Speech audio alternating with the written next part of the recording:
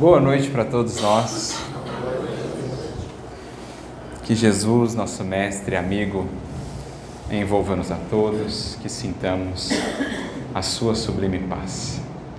Antes de iniciar, eu gostaria de agradecer pelo convite, pela oportunidade que surgiu de conseguirmos encaixar essa atividade aqui. E é uma daquelas circunstâncias assim interessantes, da vida, porque muito recentemente nós estivemos na casa Co-Irmã, lá em Brasília, no Grêmio Atualpa, do mesmo idealizador da casa aqui. Muito recentemente estivemos atendendo um evento lá do NEP Brasil e temos a oportunidade de estar aqui então no Atualpa, aqui em Anchieta, nessa cidade também que, embora não a conhecendo ainda nesta encarnação, conhecemos pela primeira vez hoje, temos um apreço, um carinho pela figura também a quem ela remete. Então, para nós é uma imensa alegria podermos estar aqui participando, embora de maneira um pouquinho antecipada, do aniversário da casa, mas deixando também os nossos votos de muitas bênçãos, de muitas luzes. 40 anos já é em si uma data tão marcante, que venham muitos anos mais, entrelaçando os corações nessa seara do bem, da luz e do amor, com Jesus e com Kardec. Então, que o Mestre possa inspirar a todos nós nesta noite. E nós iniciamos a reflexão a que nos propusemos com um poema. Poema psicografado por Francisco Cândido Xavier, de autoria do grande poeta brasileiro Augusto de Lima. Poema esse que se encontra no livro Lira Imortal, com o título O Doce Missionário. E ele diz assim: sertão hostil, agreste serrania, tendo por companhia a cruz do Nazareno, humilde e solitário, ali vivia Anchieta, o doce missionário. Carinhoso pastor, espelho de bondade, abençoando o bem, perdoando a maldade, servo amado de Deus, imitador de Assis, que na humildade achara a vida mais feliz. Naquele dia era intenso o calor, ninguém, nenhuma sombra se movia, tudo era languidez, desânimo e torpor. Além, se divisava a solidão da estrada, amarela de pó, tristonha e desolada. Na clareira, onde o sol feria os vegetais, viam-se florescer bromélias e boninas, e elevando-se aos céus, esguios espinhais, implorando piedade às amplidões divinas. Eis que o irmão de Jesus, o humilde pegureiro, avista um mensageiro, dirige-se-lhe à casa, pisando vagaroso o chão que o sol abrasa. Meu protetor, diz ele, o bom pajé, convertido por vós à luz da vossa fé, que tem oferecido a Deus o seu amor, agoniza na taba ao longe em aflição. Ele espera de vós a paz do coração e implora, lhe leveis a bênção do Senhor. Ó doce filho meu, que vindes de passagem, que Jesus vos ampare ao termo da viagem. E isso dizendo, o pastor prestamente toma da humilde cruz do mártir do Calvário, abandonando o ninho agreste e solitário, para arrancar da dor o pobre penitente. A solidão na estrada, ferem-lhe os pés as pontas dos espinhos. Que penosa jornada em tão rudes e aspérrimos caminhos. Pairam no ar excessos de calor, nem árvores com sombras e nem fontes, somente o sol ferino, destruidor, que calcina inflamando os horizontes. Eis que a sede o devora, entretanto o pastor não se deplora. A terna e meiga efígie de Jesus, é-lhe paz e alimento, amparo e luz. Numa férvida prece, ele ainda agradece: sê bendito, Senhor, por tudo o que nos dás.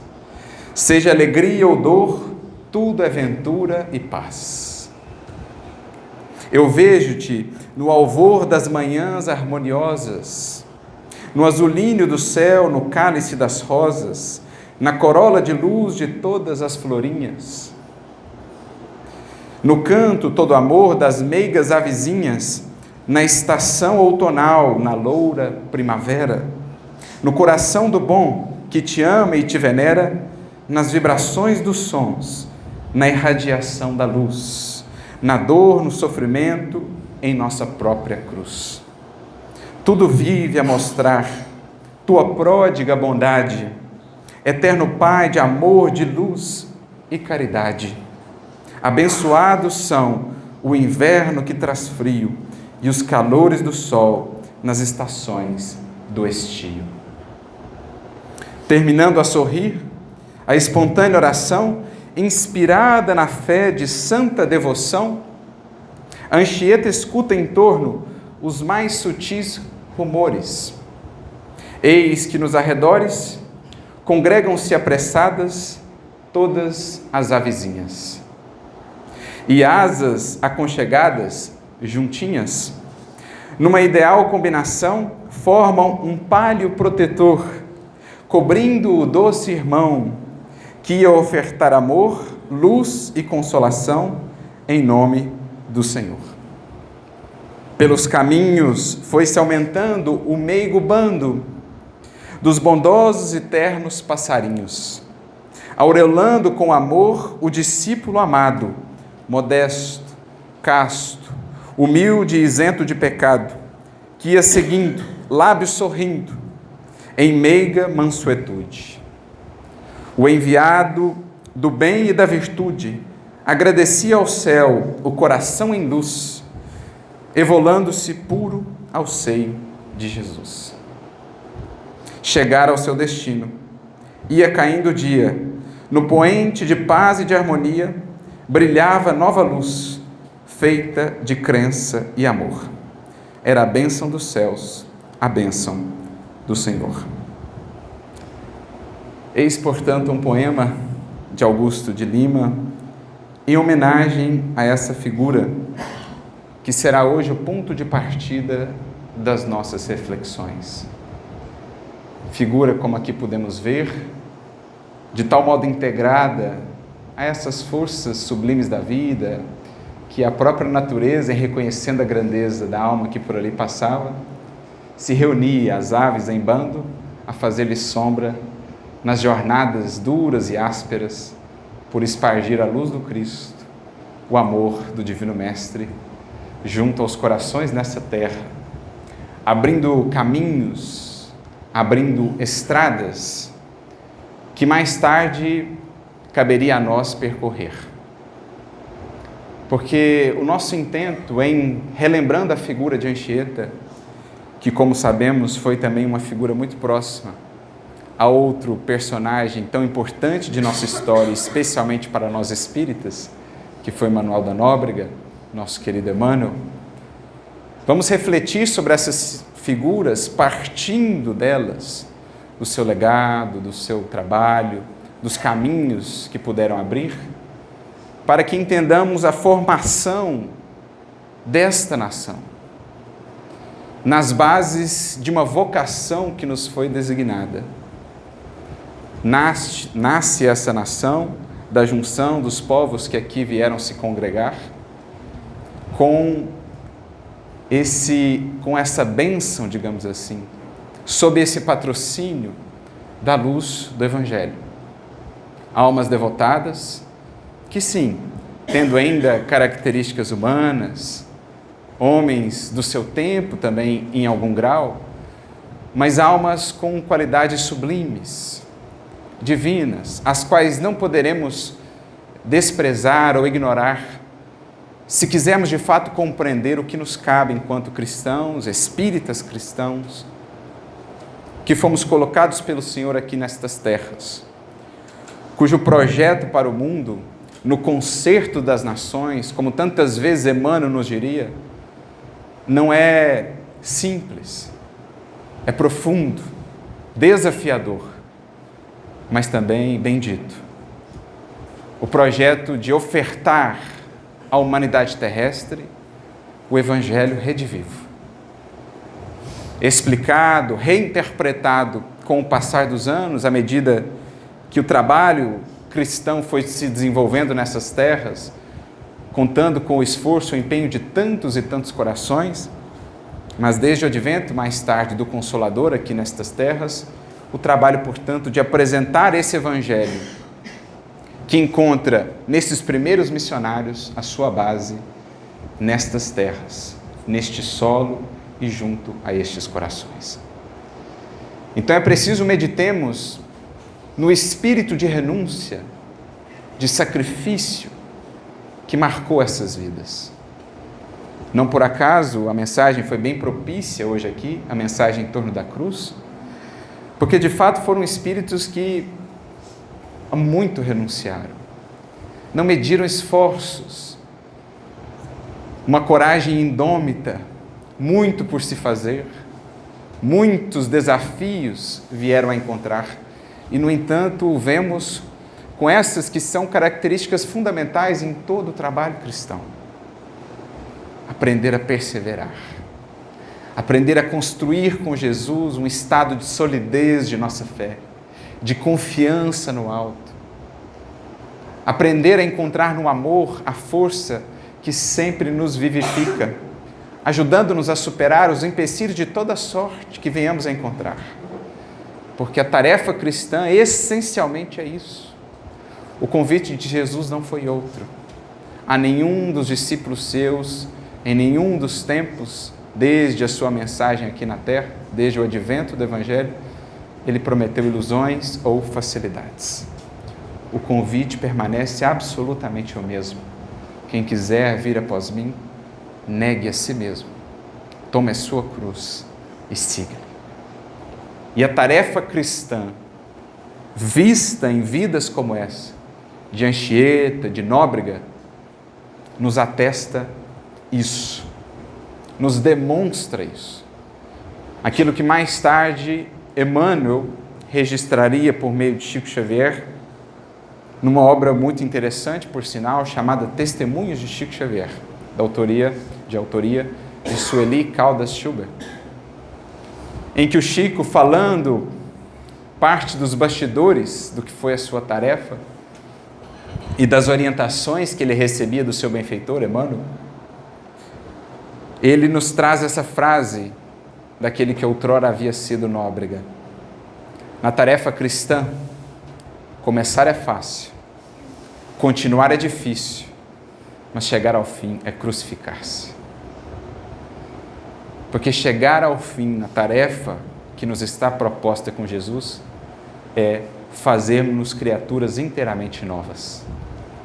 Ninguém que tenha seguido de fato com Jesus chega ao final de um ano, ao final de 10 anos, ao final de uma existência sendo a mesma pessoa. Pelo contrário, é até de impressionar o quanto vamos identificando as mudanças, o quanto vamos reconhecendo um certo amadurecimento e ao olharmos para trás, temos até dificuldade em reconhecer o que éramos, o que pensávamos, o que buscávamos, quais eram os nossos ideais e metas, porque o Senhor vai nos acrisolando dia a dia, na rotina diária, nos trabalhos os mais singelos, nas pequenas coisas da vida. Se a Ele ofertamos o coração, como essas almas intimoratas faziam, o Senhor o toma ao nosso coração e, como divino escultor, o vai trabalhando, o vai polindo, por meio mesmo das próprias experiências que nos dá, das convivências, dos encontros, dos testemunhos a que nos convida. Vamos vendo o trabalho silencioso do Cristo, esse divino escultor, ou o sublime jardineiro, que, como está lá em O Evangelho segundo o Espiritismo, no silêncio de nossas almas, de nossos pensamentos, vai nos cultivando, embelezando o nosso jardim interior, ali depositando novas sementes, depositando também sobre nós muitas esperanças, esperando de nossa parte que tenhamos a paciência, a perseverança de regar essas sementes, de cultivar esse jardim, para que sejamos no mundo um dia, tais quais essas almas, aqueles que espargem o bom perfume do Cristo. Assim se referia o apóstolo Paulo há 2000 anos aos verdadeiros seguidores de Jesus. São, no mundo, o bom perfume do Cristo.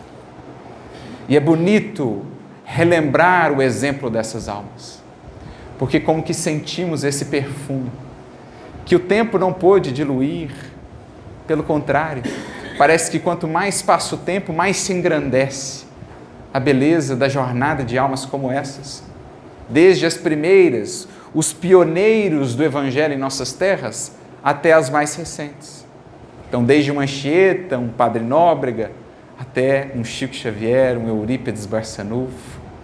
Almas que souberam deixar um rastro luminoso, deixaram por onde passaram esse perfume no ar do que é uma vida transformada pelo Cristo, num verdadeiro jardim, repleto de flores, tanta beleza, tantas cores, também frutos que nutrem a tantas almas que se debruçam sobre esses exemplos, para neles se inspirar. Então isso é a história da formação desse país, a criação de uma alma cristã. Compromisso esse assumido, por exemplo, por Nóbrega, por Anchieta, que ainda está em curso há muito tempo. E sobre o qual o próprio Emmanuel muitas vezes viria a falar em registros que nos deixou por meio de Chico Xavier, Neio Lúcio, espírito amigo de Emmanuel no mundo espiritual. Também assim se referia ao Padre Nóbrega, grande amigo de Anchieta. Dizia Neio Lúcio que no mundo espiritual Emmanuel sempre repetia a frase que o movia, o mote, o compromisso que ele havia assumido com Jesus.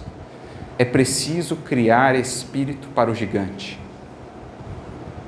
E em falando de gigante, ele falava deste país, do seu projeto a longo prazo. Projeto esse que muitos terão dificuldade de ver porque se detém em horizontes muito estreitos do ponto de vista material. Mas quando vemos as almas que por aqui já passaram, o legado de luz que deixaram, não há como duvidar do investimento especial do Cristo junto à terra de Santa Cruz, como seria um de seus primeiros nomes. Então Emmanuel descreve o porquê veio para cá. Há uma mensagem muito interessante no livro Deus Conosco. É uma mensagem, esse livro, aliás, é um compilado de mensagens que foram trazidas por Emmanuel no culto da família Joviano, lá na Fazenda Modelo. Família Joviano, ali o Rômulo Joviano era o chefe do Chico na Fazenda Modelo. E ele havia sido, nesta encarnação, filho de Arthur Joviano. O Arthur Joviano é o Neio Lúcio, é o espírito Neio Lúcio, que é o mesmo que Neio Lúcio do livro 50 anos depois. Então, toda aquela família do livro 50 anos depois está ali, junto de Chico Xavier, nesta última encarnação, como é a mesma família do livro Renúncia, aquele núcleo central da família. Então, o Emmanuel, ele trazia algumas mensagens naquele clima mais íntimo, Chico, com essa família que vem acompanhando ele há muitos séculos, né? E numa dessas mensagens, nesse livro Deus Conosco, capítulo 290, ele fala da sua encarnação como Padre Nóbrega. E ele diz que ele teve uma encarnação em que subiu a algumas posições de mais poder e que havia desencarnado numa condição não tão boa por alguns desajustes e que se encontrava em espírito desencantado com o fastígio do mundo, com os cargos, com poderes. O nosso querido Emmanuel, que desde a sua conversão como Públio Lentulus havia seguido aí uma trajetória de muito serviço a Jesus, como Nestório, nos 50 anos depois, Basílio, no livro Ave Cristo, coração que se entregou realmente ao Cristo. Mas passados 15 séculos lá da sua encarnação como senador romano, ele ainda sentia que não havia se entregado ao Cristo como desejaria, como outrora o fizera a sua amada esposa, Lívia Lentulus, entregando-se no circo romano. Então ele se propõe que nesta encarnação tudo daria ao Cristo, abrindo mão de quaisquer poderes humanos, prestígio, favores, privilégios, enfim, intentando sacrificar-se para esse projeto que se iniciava no mundo espiritual. E projeto esse que recebe do Cristo a incumbência, né? A incumbência é delegada pelo Cristo a Ismael para coordenar esse projeto, e Ismael, então, vai distribuindo ali o convite para colaboradores. Então, ele menciona lá que intentava tirar do seu coração esse desencanto, esquecer essas posições de muito poder, de fastígio, para que consagrasse ao sacrifício. E quis o Senhor que desde então o serviço americano, e em especial o serviço vinculado ao Brasil, fosse algo muito caro, muito especial ao seu coração. Para isso, ele veio para cá, assumindo esse projeto então, de formar aqui uma mentalidade baseada no Evangelho. Aqueles tempos, o Consolador ainda não havia vindo, mas era a preparação do terreno.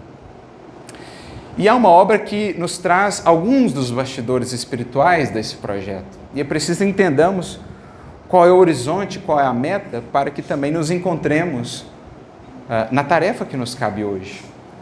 O próprio Emmanuel, mais tarde, aí já quando do advento do Consolador, na sua primeira obra por meio do Chico, chamada Emmanuel, ele tem um capítulo muito interessante, um subtópico, na verdade, intitulado Formação da Mentalidade Cristã.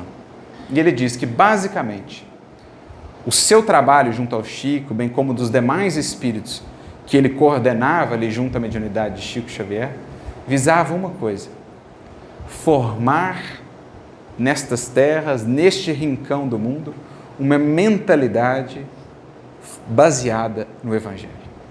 Formação da mentalidade cristã, em outras palavras. Aos espíritos que aqui estamos em processo de educação, ensinar-nos a sentir e a pensar com Cristo. Para que então se renovem por completo as nossas perspectivas de metas, de ideais, de objetivos, a maneira pela qual nos relacionamos com a vida, com as circunstâncias, desde as mais difíceis às mais brandas, em tudo pensar segundo os padrões do Evangelho, segundo esses horizontes sublimes que o Cristo nos descortinou. Então esse é o projeto que está em curso, do qual Anchieta, que mais tarde, como veremos, seria Fabiano de Cristo, um outro espírito que, tendo sido franciscano, ao desencarnar, é um espírito que tem participado muito também do nosso movimento espírita, projeto do qual Anchieta faz parte, do qual Emmanuel faz parte, entre tantos outros. E para a gente entender melhor isso, vamos lá à própria obra, Brasil, Coração do Mundo, no capítulo de número 4, quando Humberto de Campos, irmão X, aquele que seria mais tarde irmão X, nos relata um pouco dos bastidores espirituais, e esse capítulo 4 tem o título Missionários, quando ele nos fala desses espíritos que foram designados para trazer essas primeiras bases, esses primeiros fundamentos da vivência cristã por aqui. E ele diz que quando dos primeiros esforços, das primeiras agremiações que foram sendo formadas aqui, as primeiras comunidades, as primeiras vilas, no mundo espiritual se deu uma reunião, antecedendo isso, em que Ismael convida então os trabalhadores que se disporiam a abraçar esse projeto, a criar, formar esse espírito para o gigante, como diria Ney Lúcio, ou essa mentalidade cristã, como mais tarde diria Emmanuel. E ele diz lá então Ismael, nessa assembleia no mundo espiritual, olha, a natureza dos colaboradores de que precisamos é daqueles que não temam sacrifícios e lutas. Precisamos de colaboradores que não meçam esforços pela causa, aqueles que trabalham pela causa. Porque, naturalmente, trabalhar pela causa do Cristo é, no fundo, trabalhar pelo nosso progresso mais efetivo. Ninguém que abrace a proposta do Evangelho estará desprovido de norte para a sua própria evolução. Aliás, é o melhor roteiro que nos é dado.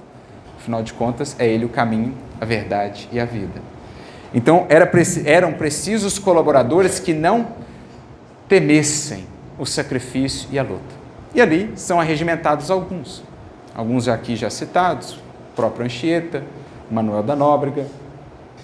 Ele menciona também Bartolomeu dos Mártires, que não chegou, pelo menos se não me falha a memória, que não chegou a vir ao Brasil, mas ele diz, alguns ficariam lá em Portugal, trabalhando em outros aspectos, né, alguns aspectos mais intelectuais, mais orientativos, e outros viriam a campo, viriam aqui ao Brasil para implementar essas fundações cristãs, as fundações do Evangelho. Então ele cita Bartolomeu dos Mártires, cita também Leonardo Nunes, uma outra figura impressionante desses primeiros tempos do Brasil, um trabalhador assim tão ativo que acabou desencarnando num naufrágio, voltando para Portugal. Mais tarde viriam outros tantos nomes, né? O próprio padre Antônio Vieira, por exemplo, uma das figuras mais fascinantes. Os seus textos, os seus sermões é algo assim de mais sublime que eu já pude ler. Algumas das reflexões em torno do Evangelho mais sublimes, a tal ponto que Fernando Pessoa mais tarde o denominaria o imperador da língua portuguesa, tal a sua eloquência e habilidade. Então outras tantas figuras, né, que viriam. E aí, em determinado momento, falando especificamente sobre Anchieta, o Humberto de Campos aqui nos diz: alguns historiadores falam com severidade da energia vigorosa do apóstolo, que muitas vezes foi obrigado a assumir atitudes corretivas no seio das tribos, que entretanto lhe mereciam as dedicações e os desvelos de um pai. Então, do ponto de vista da historiografia somente terrena, muitos terão dificuldade em enxergar as qualidades sublimes de Anchieta, porque numa visão muito estreita, apenas da personalidade humana, do espírito que, naturalmente encarnado, tinha ainda características humanas, estava ainda sujeito a certas influências do seu meio, do seu tempo. Mas nos cabe aqui, e esse é o nosso olhar, essa perspectiva sobre a qual Humberto de Campos vai nos convidar a ver essas personalidades, como também o próprio Emmanuel, numa outra obra muito interessante, chamada Caminho da Luz, cabe-nos olhar a historiografia humana considerando a perspectiva espiritual, considerando esse projeto, considerando a condução do alto.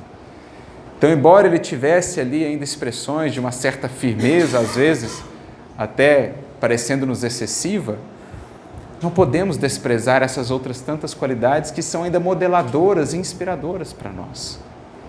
A renúncia, o espírito de sacrifício, o devotamento, a perseverança, a própria coragem.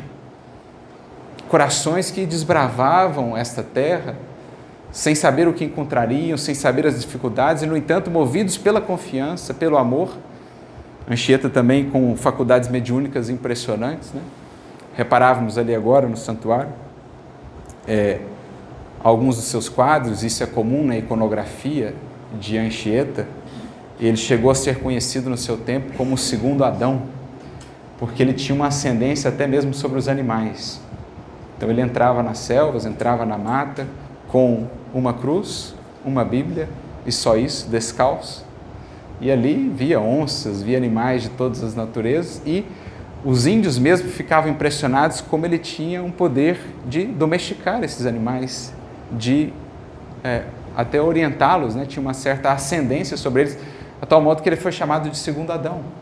Faculdades mediúnicas impressionantes, poderes anímicos impressionantes, e essa coragem, né? Esse destemor. Então, alguns historiadores não conseguem ver para além do homem no seu tempo, sem conseguirem chegar ao espírito, mas a nós, espíritas, que vemos a vida, a própria história, à luz dessa realidade espiritual, é preciso consigamos ir além. Por isso ele continua: Anchieta aliou no mundo à suprema ternura grande energia realizadora. Ele aqui, o Augusto de Lima mencionou no poema, né, a similitude entre Anchieta e o pobrezinho de Assis. Ele diz, o imitador de Assis. E, de fato, vemos muita correlação. Embora ele fosse jesuíta, a alma era franciscana, como o próprio Nóbrega. Então, desinteresse pleno e total, esse compromisso, uma disciplina disciplina muito profunda, né, para consigo. Então, uma alma franciscana, mas também uma energia realizadora que nos faz recordar a figura de Paulo. Por isso ele foi também chamado o apóstolo do Brasil, porque ele foi aqui o grande difusor, como outrora Paulo foi para os gentios daqui, né, como ele também foi conhecido. Ele tinha essa energia realizadora. Então, ele passou aqui por vários estados, veio culminar a sua existência neste estado, mas esteve juntamente com Nóbrega na fundação de São Paulo, na fundação do Rio de Janeiro, percorrendo esses caminhos. Ele descobriu lá um caminho que hoje é o sistema Anchieta Imigrantes, desbravando a mata, coragem, sem saber onde ia dar. Então, assim, uma energia, uma força realizadora, movida pela fé, que nos impressiona. E ficamos a pensar hoje, de nossa parte, ante os desafios que por vezes surgem, no movimento espírita, numa casa, ante as coisas que a vida vai nos propondo, os testemunhos, onde essa confiança, onde esse destemor, onde essa certeza, essa convicção quase que plena de que em fazendo a nossa parte o Senhor estará conosco. O Senhor há de fazer sempre a sua. O Senhor há de ir à frente, abrindo-nos os horizontes e os caminhos, como naquele bonito simbolismo do Evangelho, quando uma figura celeste, né, um espírito ali, um anjo, aparece a Pedro, ou aparece a algum dos apóstolos, ele diz: olha, digam a Pedro que o Senhor foi adiante de vós para a Galileia.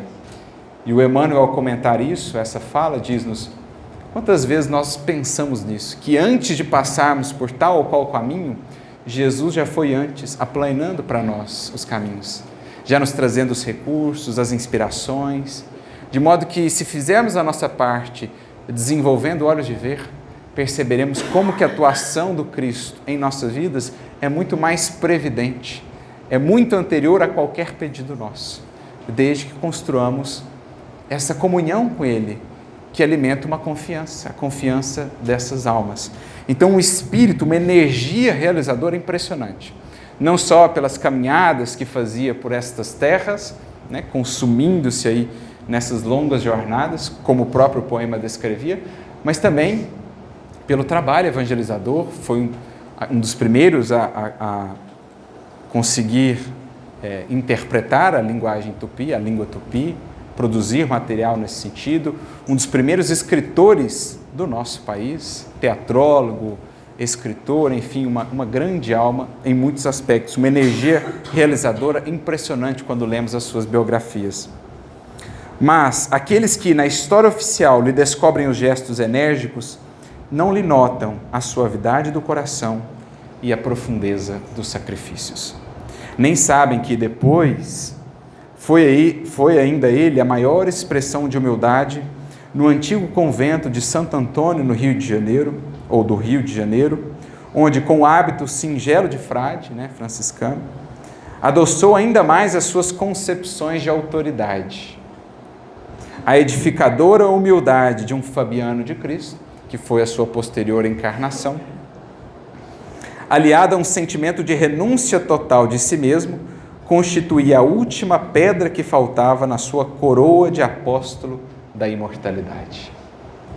Então, assim como ele voltou mais uma vez para dar prosseguimento a essa tarefa de evangelização, de cristianização dos corações e das consciências aqui no Brasil, o próprio Nóbrega também voltaria, a figura de Padre Amaro, né? Nesse livro mesmo que nós citamos, Deus Conosco, há ali uma mensagem que Emmanuel descreve a sua última encarnação aqui no Brasil, antes do trabalho que viria a desenvolver junto de Chico Xavier, como um padre, se não me engano, do Pará, que veio a desencarnar depois no Rio de Janeiro.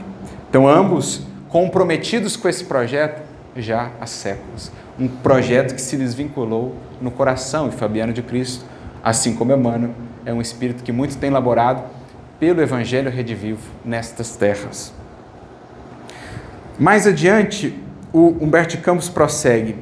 Em lembrando essas figuras, né, Anchieta, entre outros, o que nos importa é a exaltação daqueles missionários de Deus que afrontavam a noite das selvas para aclarar as consciências com a lição suave do mártir do Calvário. Esses homens abnegados eram, de fato, o sal da nova terra. o sal da nova terra, que com os seus suores e as suas lágrimas trouxeram o tempero, construíram as bases do edifício cristão neste país.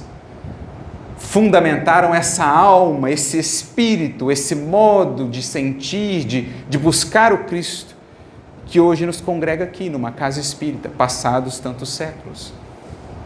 Devemos a esse movimento, e cabe-nos agora integrá-lo, fazendo de nossa parte também o nosso esforço por seguir temperando a vida por aqui com esse mesmo sal, com esse mesmo sabor de uma vida transformada pelo amor a Cristo.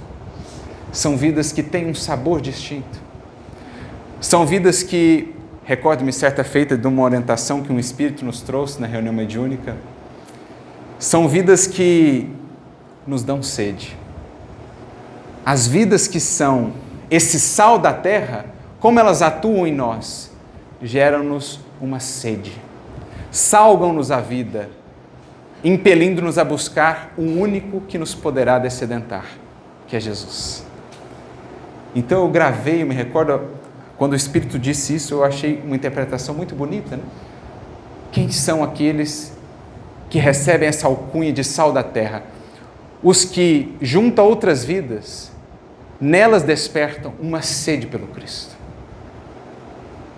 Aí a gente entende o poder transformador da vida de um Chico Xavier, por exemplo. Quem quer que com ele convivesse, algo sentia ali de diferente, um sabor diferente do Evangelho, e daí por diante uma sede, porque o Chico, aquela vida, aquele sal da terra, o havia despertado para essa sede. Onde eu posso saciar essa sede? Em Jesus. Então foram essas almas o sal da nova terra, porque no contato com outras vidas, cumpriam, faziam aquilo que faz o sal: evitar a corrupção, dar sabor, dar sentido, dar propósito. Também a sede de buscar algo mais, de descobrir esse manancial que é Jesus. Depois de muito termos buscado nos saciar nos poços do mundo, como a mulher samaritana, que não é senão a figura de nossas almas, eis que essas almas que salgam a existência, dizem-nos, não é nesses poços, não é nesses poços que encontrarão a água que descedenta, mas em Cristo, no seu amor, na vivência do Evangelho. Por isso trouxeram eles esse tempero que nos cabe agora conservar, também distribuir, porque muito dos desafios que ainda marcam a tarefa cristã no mundo decorre justamente disso, dos que deveriam ser o sal da terra, mas que não foram, que insípidos se tornaram. E Jesus mesmo no Evangelho já havia dito, de que adianta o sal se não salgar? Para nada presta, senão para ser lançado fora e pisado pelos homens. O porquê do descrédito que muitas vezes a mensagem do Cristo recebe no mundo. O porquê desse movimento que a espiritualidade inicia, de resgate da mensagem do Cristo, senão porque o sal havia se tornado insípido. Senão porque os que salgam de fato a terra, o sal da terra era raro. Era preciso, portanto, restituir a qualidade desse sal, resgatar o teor da mensagem, para que novas vidas pudessem de fato ser o sal que salga e não mais o sal insípido. Para que não existisse mais tanto assim uma discrepância entre o que do Cristo falamos e o que do Cristo apresentamos. Porque essas eram vidas que aquilo que do Cristo falavam podia ser visto naquilo que do Cristo apresentavam. Esse é o intuito, essa é a simbologia. Me faz recordar, já que citei, Padre Antônio Vieira, um bonito sermão seu, conhecido como Sermão de Santo Antônio aos Peixes, um dos mais famosos. E ele começa o primeiro parágrafo dizendo assim: vós, diz Cristo Senhor nosso, falando com os pregadores, sois o sal da terra. E chama-lhe sal da terra, porque quer que façam na terra o que faz o sal. O efeito do sal é impedir a corrupção, mas quando a terra se vê tão corrupta como está a nossa, havendo tantos nela que têm ofício de sal, qual será ou qual pode ser a causa desta corrupção? Isso aqui foi escrito há séculos. E olha a percepção dele. Quando num mundo cheio de tantos cristãos, portanto, cheio de tantos que deveriam ter a função de ser o sal da terra que impede a corrupção, quando o mundo assim vê-se tão corrupto, algum problema com o sal há. Ou seja, algum problema com os cristãos. Algum problema conosco. Porque tem faltado o sal desta terra, o sal da nova terra. Porque em muitas experiências, em muitos momentos, vínhamos sendo o sal insípido. Por isso ele prossegue: ou é porque o sal não salga, ou porque a terra não se deixa salgar. Ou é porque o sal não salga e os pregadores não pregam a verdadeira doutrina que lhe dão, a não querer receber, ou é porque o sal não salga e os pregadores dizem uma coisa e fazem outra.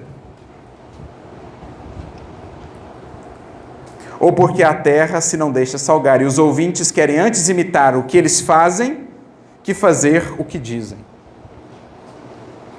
Olha que leitura, numa metáfora tão bonita da história do cristianismo e dos nossos desvios. O sal que não salga porque fala de uma coisa que não faz. E a terra que não se deixa salgar porque quer fazer o que os pregadores fazem e não o que eles falam. E aí o resultado nós vemos. A mensagem cristã em rótulo, marcando a tantas vidas, mas o mundo envolto ainda em tanta corrupção. E aqui corrupção no sentido amplo. O egoísmo, o orgulho, a alimentar as guerras, a miséria e tudo mais, é a corrupção do ser humano que perde de vista a sua essência, a sua meta, o seu objetivo. Então essa é uma leitura de séculos atrás absolutamente pertinente. É preciso resgatar o sal que salga. E exemplos como esses nos falam no fundo disso. E aí ele conclui esse primeiro parágrafo. Ou é porque o sal não salga e os pregadores se pregam a si e não a Cristo, ou porque a terra se não deixa salgar e os ouvintes, em vez de servir a Cristo, servem a seus apetites. Não é tudo isso verdade? Então, uma leitura muito fiel, muito pertinente da nossa realidade cristã. Por isso, é preciso nos lembremos do exemplo dessas almas, que deixaram com o suor e com as lágrimas o sal desse testemunho transformador para o futuro desta nação. E Emmanuel, então, numa mensagem que está no livro Palavras Sublimes, capítulo de número 5, em que ele fala do Evangelho, é uma mensagem muito bonita, em que ele descreve o Evangelho como sendo esse tratado de perfeição, e diz que o seu intuito não era senão ser o proletário anônimo de Jesus, que nos ajudasse a todos a compreender a grandeza do Evangelho, e quanto ele não tem feito por isso, quanto ele não tem trabalhado por nós na compreensão do Evangelho, desde a sua primeira estada aqui enquanto Nóbrega, até o trabalho que mais tarde desenvolveria com Francisco Cândido Xavier por meio da psicografia, deixando, segundo o que podemos contar, pelo menos mais de 1.300 mensagens comentando o Novo Testamento, encontrando, claro, em Chico, aquele que foi o sal que soube salgar, aquele que foi de fato o sal também dessa nova terra. E aí, em falando do Brasil, em falando desse projeto que o Espiritismo representa aqui no seu compromisso com o Evangelho, ele diz assim: terra de Santa Cruz, sob as tuas estrelas resplandecentes, ouve-se o hino melodioso dos trabalhadores dedicados que em hostes poderosas investem as trevas que tentam obscurecer o mundo. Então, todos esses que por aqui passaram, falanges, grupos e mais grupos de trabalhadores fiéis, embora os outros que muitas vezes acabaram por se perder, mas esses todos que têm se mantido fiéis, seguem no trabalho. É um trabalho em conjunto entre os dois planos. Só que para que consigam levar adiante a cabo a tarefa que lhes compete, precisam encontrar aqui neste mundo os corações que se lhes façam fiéis.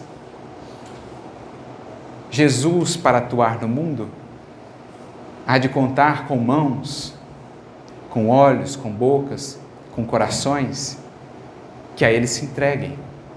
Assim também os seus mensageiros. Não falta boa vontade da espiritualidade superior. Um Anchieta, um Emmanuel, entre outros, seguem a buscar os corações que possam refletir no mundo esse compromisso, essa dedicação. Porque, naturalmente, quando se fala do Evangelho e de resgatar a mensagem do Evangelho como o Espiritismo se propõe a fazê-la, apresentando-a explicada ao mundo, aos corações, numa proposta de fé raciocinada, que não despreze o sentimento, por óbvio, quando se fala desse resgate do Evangelho, é claro, é óbvio, que a maior resistência das sombras se dará em torno disso. E por isso a vida dessas figuras foi sempre marcada de tantas lutas, desde os primeiros, os pioneiros, até os mais recentes. Vide um Chico, quanta luta, quanta incompreensão. No entanto, quanta perseverança, quanta beleza numa vida fiel, num coração que verdadeiramente se entrega ao Cristo. Quanto pode um coração realmente entregue a Jesus? Porque esses primeiros que aqui vieram eram alguns poucos e estruturaram uma obra que perdura por séculos. Os que vieram depois, por exemplo, quando da chegada do Espiritismo aqui, muitas das vezes se viam em imensa minoria. Nesses rincões, Brasil afora, incompreendidos, perseguidos, num período em que ser espírita era tão mais difícil e desafiador, mas foram os pioneiros com a mesma firmeza, com a mesma coragem indômita de desbravar essas terras, as terras dos corações, que os que outrora vieram trazendo a mensagem cristã. Lembramos lá de Santa Maria, próxima a Sacramento, um senhor Mariano, um Eurípides Barçanufo, mesmo antes disso, quantos e quantos passados para a história como anônimos, mas conhecidos ali na localidade como os pioneiros do Evangelho redivivo, que perseguidos, humilhados, muitos deles expoliados, tendo perdido seus empregos, souberam manter-se fiéis, porque entendiam que no que diz respeito ao Evangelho, a resistência da sombra sempre será a maior, porque não há nada maior nesta terra do que o Evangelho.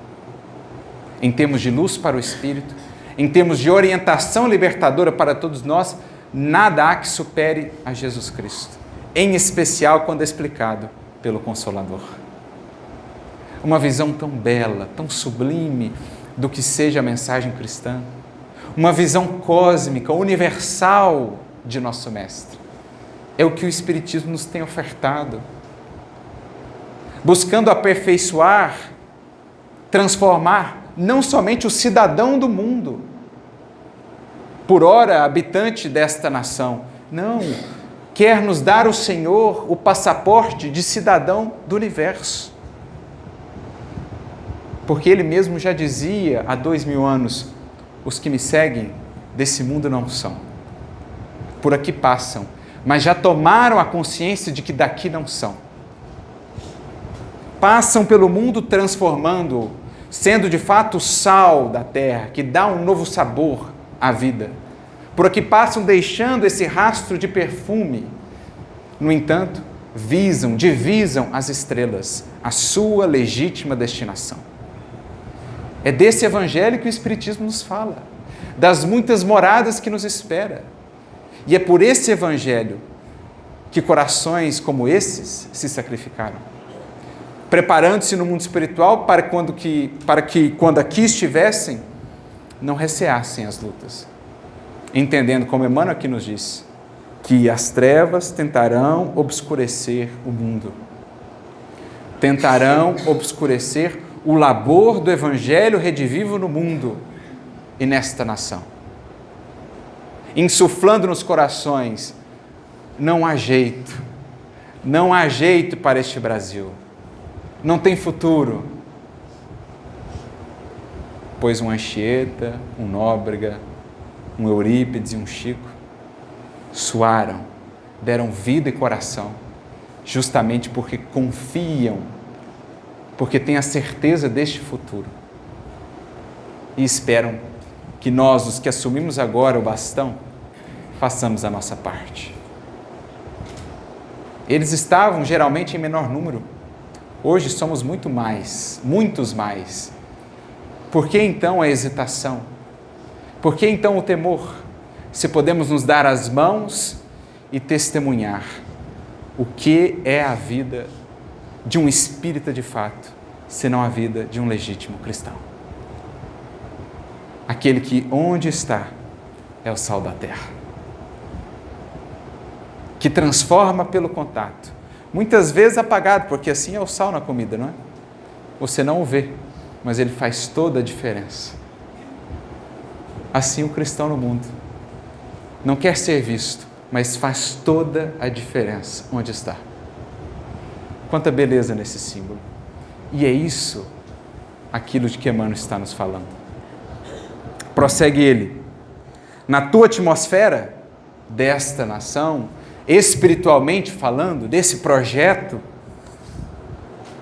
sente-se o perfume das exortações divinas e sobre as tuas coletividades ressoam as lições da paz e da esperança. Recentemente fazíamos uma reflexão lá em Itapecerica da Serra sob o título Brasil da Esperança. Entendendo, pelo menos na nossa visão, que a grande vocação do Brasil, em sendo pátria do Evangelho e coração do mundo, é uma vocação de esperança. Porque às vezes vemos os tantos problemas e desafios que ainda temos por superar, e muitos então não entenderão a proposta, o título da obra, ou essa vocação que foi designada a este país. Mas, gente,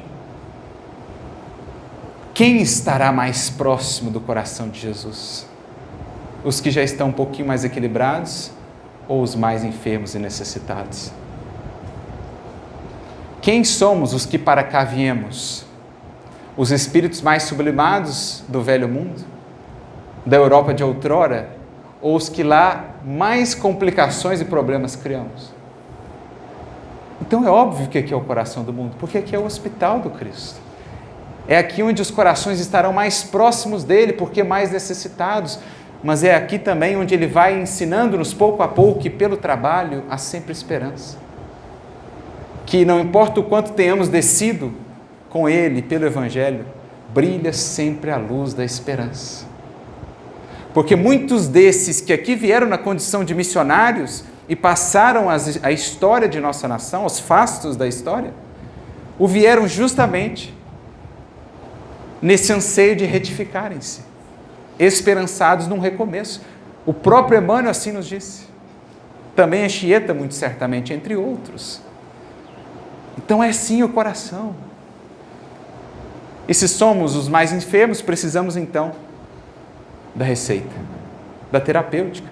E é por isso que está aqui essa visão tão lúcida do Evangelho, explicado pelo Espiritismo. Por isso a pátria do Evangelho. Então os sintomas que vemos, ao invés de nos fazerem duvidar do título, dão-nos mais certeza de que sim, é a pátria do Evangelho e o coração do mundo. Porque a vocação deste país é receber os que já se cansaram das ilusões, os que já se cansaram de serem simplesmente o sal insípido, das incoerências em relação à mensagem do Cristo, e encontram aqui a oportunidade de, enfim, à luz do Espiritismo, sermos agora legítimos cristãos. É isso que Emmanuel está nos dizendo. Desdobra as tuas atividades sadias, vibra em uníssono com todos os batalhadores que te procuram e abriga em teu regaço generoso os infortunados e os infelizes. Então, no regaço generoso desta mãe gentil, aqui serão abrigados, sobretudo, os infortunados e os infelizes, para que aqui aprendam a esperançar de novo, para que aqui encontrem de novo o sabor de viver e o anseio por Jesus. Sê-lhes mãe compassiva e carinhosa, nutre-lhes as almas famintas e desditosas com o pão celeste do Evangelho que tens nas mãos. Porque, em fazendo referência ao Brasil, Emmanuel, na outra mensagem citada, lá no livro Deus Conosco, diz: temos em torno de nós um povo que tem fome do Salvador. Então, quando o Chico ia lá num certo local, aquela multidão para vê-lo, ele então diria: sei porque todos estamos aqui, porque em verdade temos uma imensa saudade de Jesus. Temos fome do Salvador. E o Espiritismo nos oferta esse pão do céu em abundância. Cada livro que podemos ler, compreendendo melhor a vida e a mensagem do Cristo, é alimento que não podemos descrever, nutrindo-nos a força, a perseverança, a possibilidade de esperançar. Por isso ele diz: cumpramos a tarefa que nos foi designada, ofertemos aos espíritos nesta terra, encarnados ou não, esse pão celeste. Ofertemos a ele pelas palavras, mas sobretudo pela vida, o pão divino de Jesus, demonstrando como que uma vida com Cristo é uma vida sempre muito bem nutrida desses valores fundamentais. Ouve o brado de alerta que reboa em todos os seus recantos, com o Evangelho e pelo Evangelho. Fora daí, tudo é vaidade, que é ruína e avilta. Então, assim Emmanuel, outrora Nóbrega, grande companheiro de Anchieta, descreve a tarefa que nos está proposta nas terras de Santa Cruz, nas terras do Cruzeiro. Projeto iniciado outrora por eles, que seguem na luta, aguardando a nossa adesão, as nossas mãos em serviço, o nosso verbo amigo, o nosso empenho, o nosso coração entregue a essa obra de difundir, pela palavra, mas acima de tudo pela vida, a mensagem de esperança do Consolador, a mensagem do Evangelho redivivo para os corações por aqui.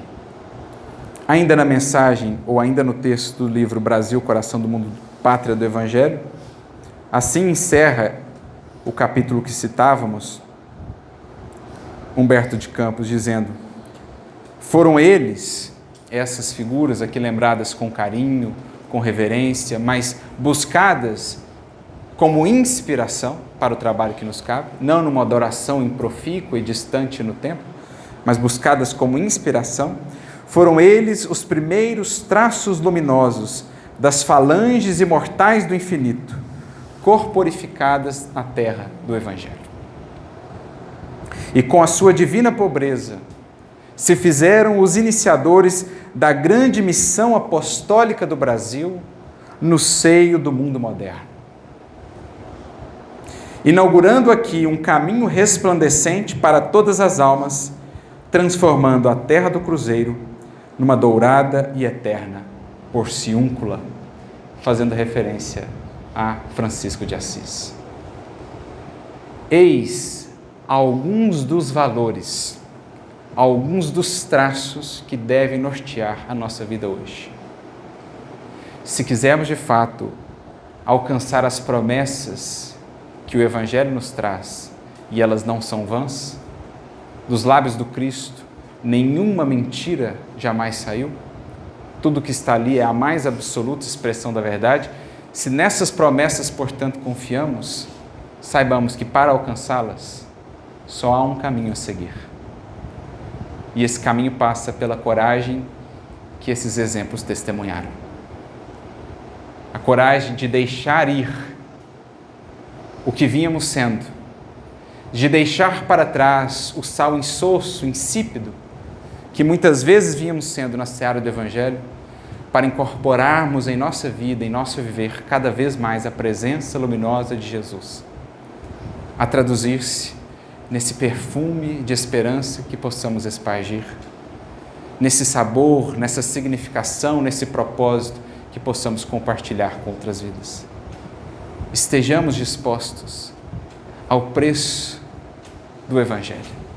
Porque, como já disse uma grande sábia, considerada santa pela Igreja Católica, Teresa de Ávila, é justo que muito custe o que muito vale.